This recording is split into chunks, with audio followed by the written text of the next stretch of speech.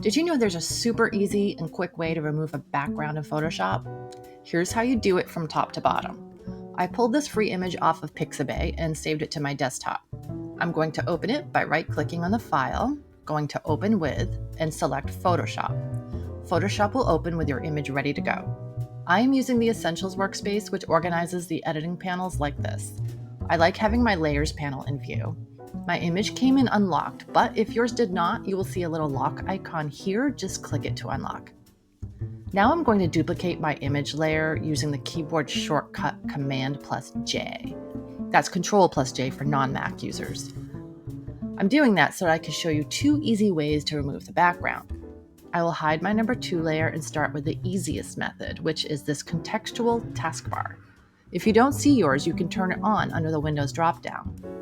You should see a Remove Background option. Just click it. Background removed. This checkered background indicates the transparent part of the image. If you're happy with the result, you simply save it by going to the File dropdown and selecting Export and Quick Export as PNG.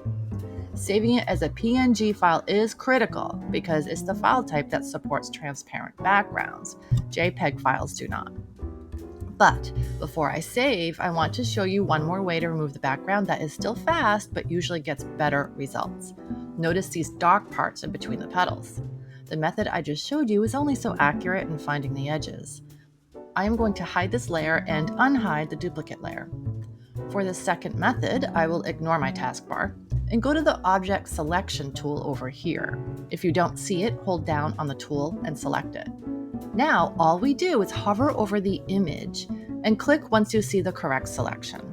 There it is. I'll click once. The marching ants shows us the selection, but nothing has happened yet. We remove the background by clicking on this mask icon in the Layers panel. And it's that simple.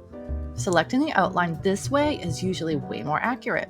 Let me show you a side-by-side comparison against a white background. Here's the first method with some dark areas in between the petals. And here's the second method that managed to cut around the petals more precisely. So again, once you're happy with the results, simply save by exporting to a PNG file.